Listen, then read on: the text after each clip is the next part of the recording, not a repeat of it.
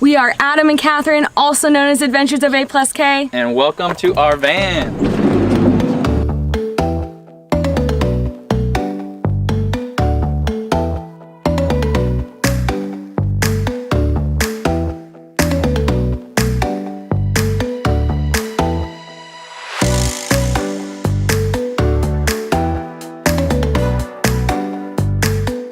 We are so excited to finally give you the grand tour of our Sprinter van named Brisket, but real quick, we wanted to share a few stats about our van. First of all, it's a 170 wheelbase 2019 Mercedes Sprinter. It's mostly the same as previous years, but a few slight differences here and there, mainly like the back windows. We used 40 Hours of Freedom, also just known as Sarah and Alex James' van build guide, to plan our layout and to help us with our build. So if you follow them, you may notice that our van looks very, very similar to theirs. We honestly just thought their layout was perfect for our needs, and there's tons of ways to build a van, but it was just perfect for what we were trying to achieve and working on the road and everything, so we followed that. We also used Dynamo Ultima's van build guide to help us out a bit. So most of the time while building the van, we flew back and forth from Seattle, which is where we lived, to here in Austin, Texas, which is where Kathryn's parents live. We used Kathryn's dad's help a lot to build the van. Without him, it would have been tough to do. Thanks, Dad! So yeah, he had the space, the tools, the know-how to help us out. So in total, it took us about 7 months to build it, and that's flying back and forth, working on it on the weekends when we're here. We traveled a little bit. It had some hiccups along the way. Things just take longer than you think, so. And working full-time. So yeah. It wasn't like a full 100% focus on the van for 7 months. There was a lot of back and forth, so in total it was probably like 3.5 months. Yeah, I mean, we hoped to be on the road about a month ago, but again, it's so hot here, 100 degrees every day. We're sweating. Yeah, and it just made it kind of a struggle at times, but 7 months to the day, we are done. It? Yeah. Oh, wow, cool. Thank goodness. And the grand total of our van conversion, and this only includes like materials, supplies, tools, any labor that we hired out, it does not include the actual van, was $23,374. Which sounds like a lot, but to put it into perspective, that's about how much we spent on rent for an entire year in Seattle, and we plan to be on the road for longer than a year, so we think, you know, it makes sense a little bit. It's not too bad. Yeah. You can build a van for less, so we just want to make that clear. Like, this is definitely like a more luxurious van, I guess you could say. We wanted the comforts of a home. We wanted to have some higher quality products and items, so not everyone's van will be this expensive, but that's how much ours was. It's kind of scary to say it out loud to all of the world, but we actually have a very detailed blog post that we will link below, where we break down all the costs. We link to products we used, talk about all the mistakes we made along the way, or most of the mistakes. So check that out if you want to see kind of what areas of the van cost us more. We also filmed basically our entire van build. So if you want to see kind of the progress to get from when we bought it to now, check that out too. And lastly, something we're adding in the description is something that I thought would have been helpful along this journey and some of the other videos that we watched, is we're doing a timestamp for each of the areas of the van. So if you're just here for one part, or you need to rewatch something like that, look below, you can click and go right to it. Awesome. Well, I think we got all that out of the way now, so let's get started and show you the van. So the first thing that you see when you enter our van is our closet. So while we followed a van build guide, we tried to think really hard about like what specific items we wanted to bring in the van and where we would put them. So we tried to maximize the space as best as we could and make every inch of this place provide some sort of value. So the closet's a really good example of this. So when you open it up, we have the top part right here, which stores all of our backpacking gear, a few items for Kona, our bug curtain. It's kind of a little bit of a mess. There's a lot of things in there right now. Maybe we'll organize it better later. Behind this door here is some of our plumbing. So we put this there just so you can't see it right when you open the door. In the lower part of the closet is where we tried to really maximize the space the best we could. So right here we have a slot to put our dog Kona's crate. So whenever we're not using it, we can tuck it in here and it can stay safe. Right here we have a slot that fits our away suitcase. So I have a full-time job and I travel a good amount for work, so I needed to make sure we had a suitcase in the van at all times. The nice thing about this is I can store stuff in it while it's in here, so it has like kind of a double purpose. And then below, you don't see anything here besides a drawer right now, but this is where we plan to store our laundry, just so we can keep like our bathroom clean, like the hallway clean. We're trying to reduce clutter as much as we can. It's a very small space, so we want to make sure everything kind of has a place. That way we can try to keep this place a little bit neater. We'll see.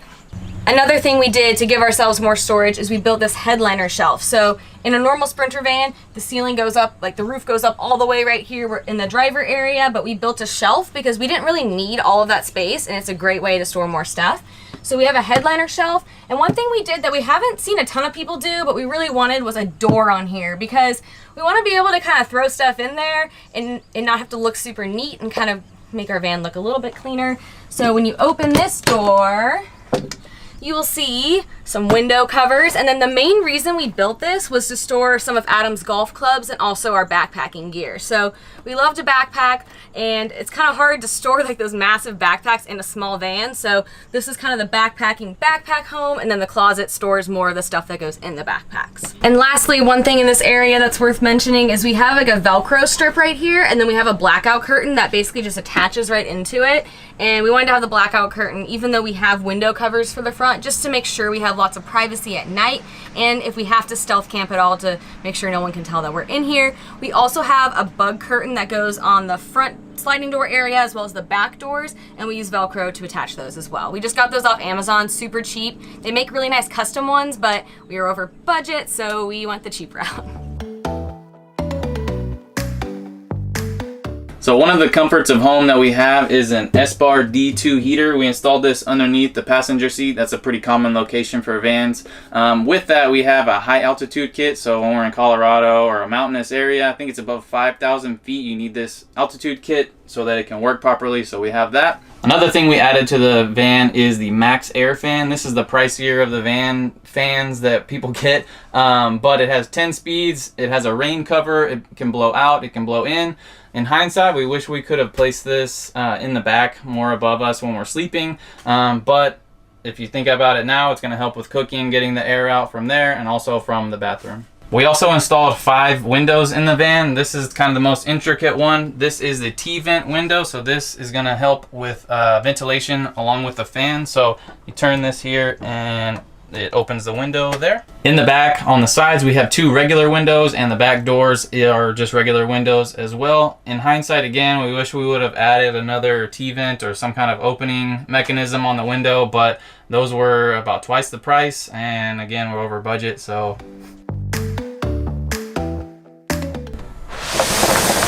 Welcome to the world's smallest bathroom. We really wanted a shower in the van. As you can see, it's pretty small, so it's gonna be perfect for just rinsing off after a hike, things like that. We also plan on having a gym membership for when we wanna get the full cleanse. The other necessary item we needed in the van is a toilet. So this is a Nature's Head composting toilet. The cool thing about this is your number 1 goes in this front tank here, and your number 2 goes in the bottom tank here. After you do your business, you turn this knob here and it kicks around the composting material that's in there. And every 3 weeks you need to change that out. We hear great things about this, and it keeps the smells down. As you can see, the toilet is a pretty large piece here, so it didn't really sit inside the shower pan very well. So we had this wood slat platform built for it, and it attaches right here. So when we need to change it out, we just unscrew that, pop it out, and pop it back in.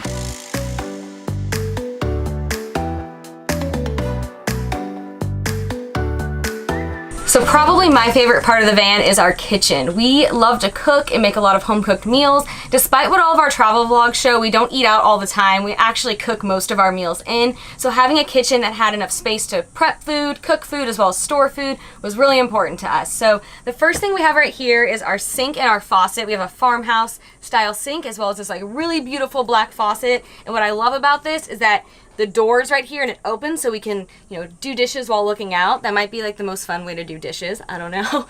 We also have a butcher block countertop, which we tried to keep the weight down on this van as much as possible, but we really liked butcher block, so we tried to sacrifice in some areas so we could have this. We also basically put a bunch of holes underneath the butcher block to take some of the weight out. We have this in another one of our van build vlogs, but hopefully that kind of lightened the weight of the butcher block a little bit. And then we have this gray subway tile right here. So this actually is not tile, it's like a sticker. So it's adhesive. You basically put a bunch of pieces up and kind of work them all together. And if you quickly glance at it, it looks real. If you look closer, it looks a little fake, but that's okay. We also have some fake succulents here to just give it a nice little homey feel. I wanted to note that these do not stay on the van while we're driving, so don't worry, we're not gonna have like fake succulents flying everywhere. It's just for some nice decor right now. So we have a handful of different cabinet spaces, drawers in the kitchen area. The first one being these two doors underneath the sink. So when you open these up, we have our cleaning supplies on the right side, and then on the left side we have a pull-out trash can and recycling bin, which we're really excited about because we were able to fit such a big trash can in here. And when we're on the road and if we're in the middle of the woods, we don't know when we'll find a trash can. So being able to have enough space to put any trash that we have was really important to us. And it's also important that we can still recycle on the road. So we're really pumped about this. This is one of my most favorite things in the van. Adam was like cringing when I told him how much it cost, but it's just really neat and handy, and it fits so well in this cabinet.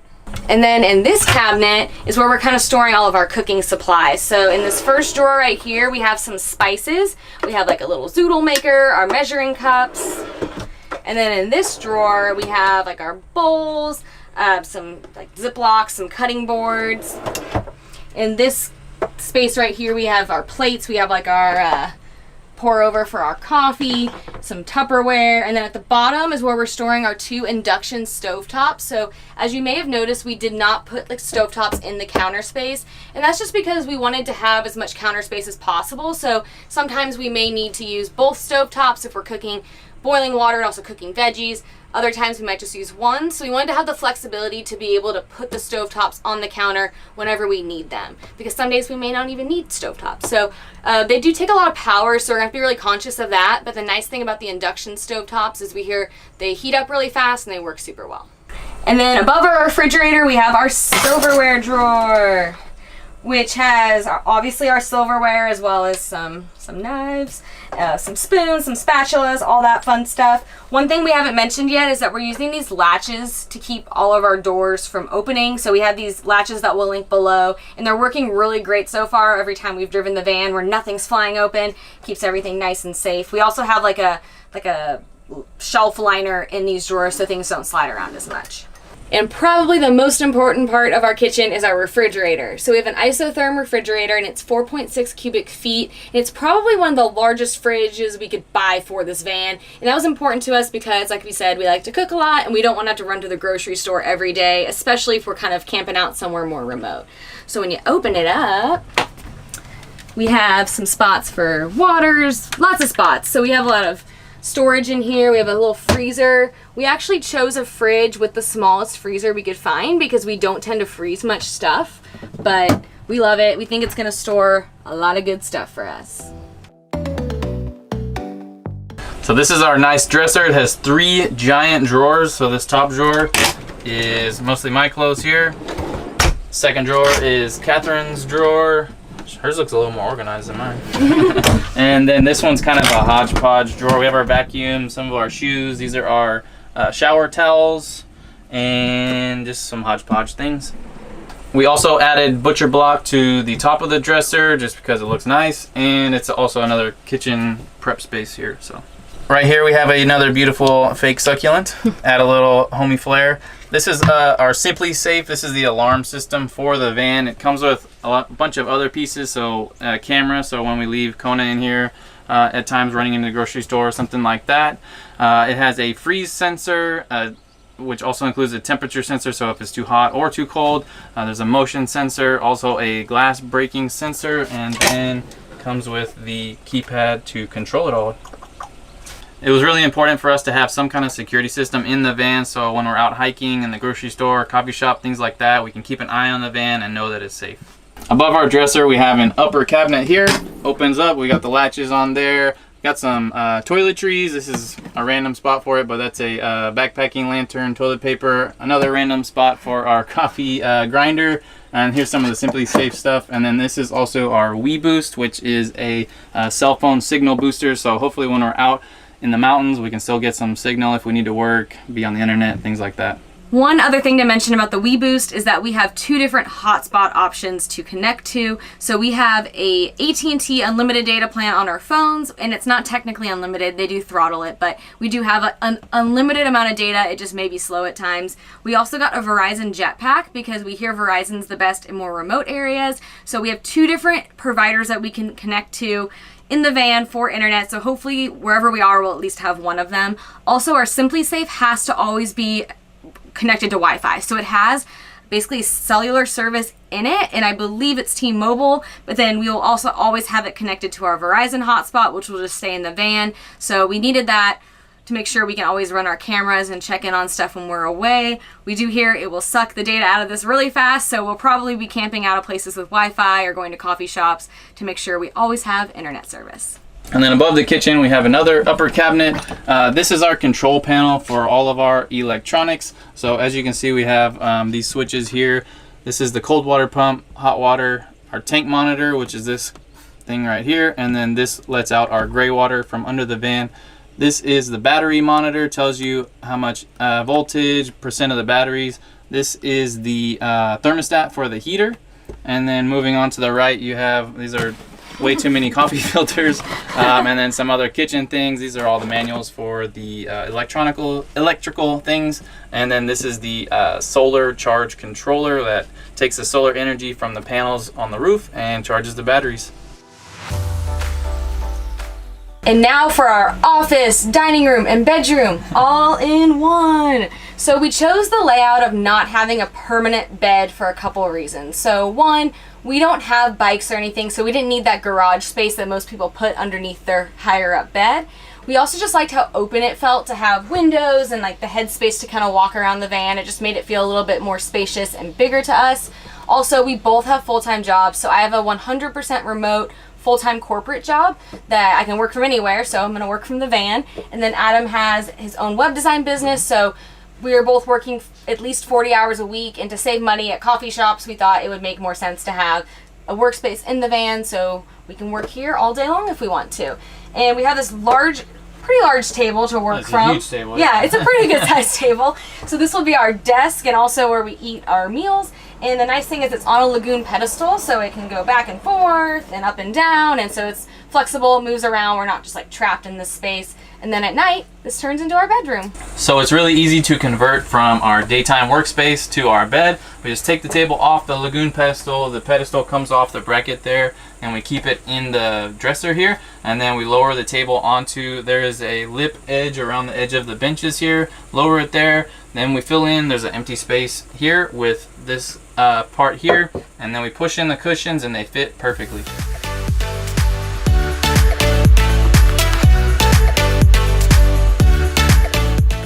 Like this! So our bed is in between a queen and a king in width, and it's like a little over 6 feet long. Which is perfect for me. I'm 6 foot and I have like an inch or two on each side. So it's a little bit bigger than our bed that we had in Seattle, which is great because Kona's kind of a bed hog, so we have more space for all 3 of us. So at night we don't want to sleep directly on the cushions because we want to keep them in really good condition. So in these upper cabinets right here, we have a mattress cover that we will put on the cushions at night. We also have some sheets, and then we have a small fan here that we will plug into the wall outlet at night just to get some more airflow on us if it's a little bit warmer out. And then in these upper cabinets, we have a window cover, some jackets, and some toiletries, so it's very random. We actually still have a lot of space left in these, which is good because we feel like over time we will accidentally accumulate more things or need some more storage space, so we have a little bit of extra storage space here.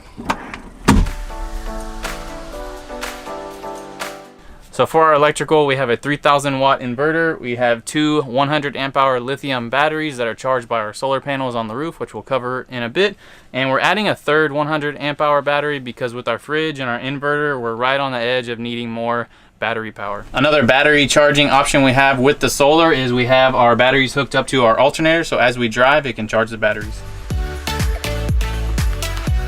The other side of our bench houses most of our plumbing items. So we have a 23-gallon tank on this side. We have a 13-gallon tank on the other side. And we actually connected them. That way they act as one tank. So we didn't want to have one really large tank on one side of the van because we're trying to distribute the weight appropriately. So they are on different sides of the van, but they work together. So when we fill up the tanks, they both fill up at the same time. And what's really nice about this, besides the weight issue, is that we will never just run out of water in our sink but still have shower water. We'll always have water in either both of them or no water in either of them. So it works out nicely, because one concern we had is that if we go through the sink water really fast, we have tons of shower water, that would just kind of suck at times. So we did that for the freshwater tanks as well as the gray water tanks, which we'll show in a second.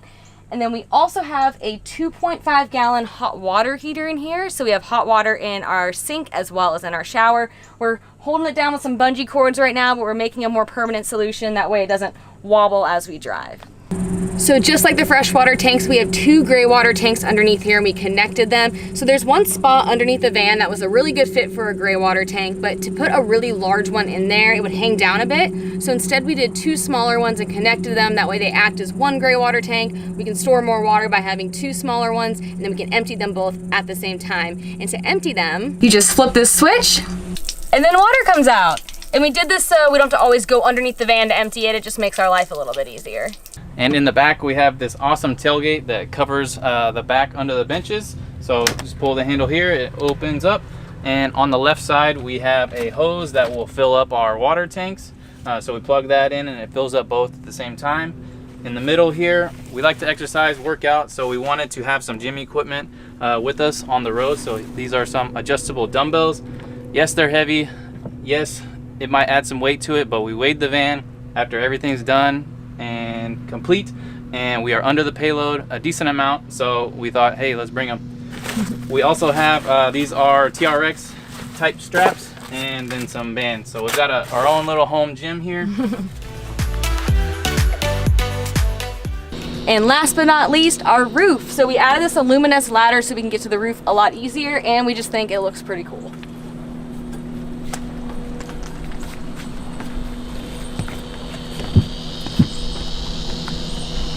So on our roof, we have our 4 100-watt Renogy solar panels, as well as our fan, and then this is our Wii Boost. So we had a whole video about a lot of the items on the roof, so if you want to check that out, we will link to that below. But yeah, this is our little solar get up, and then I guess if we want to like go hang out and watch the stars, we can chill up here too. We have a little bit of space. We are so excited to finally embark on our journey, take off on our adventure, make many memories in the van. We really hoped you enjoyed the van tour. If you have any questions, you can write them below and we'll be sure to answer.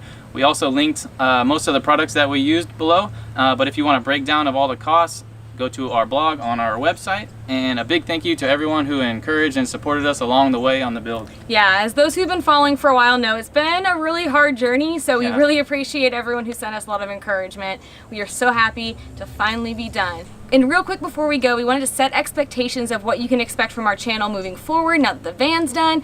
We've always considered ourselves travel vloggers, not van life vloggers. So we documented our build just so we can look back and maybe help someone along the way.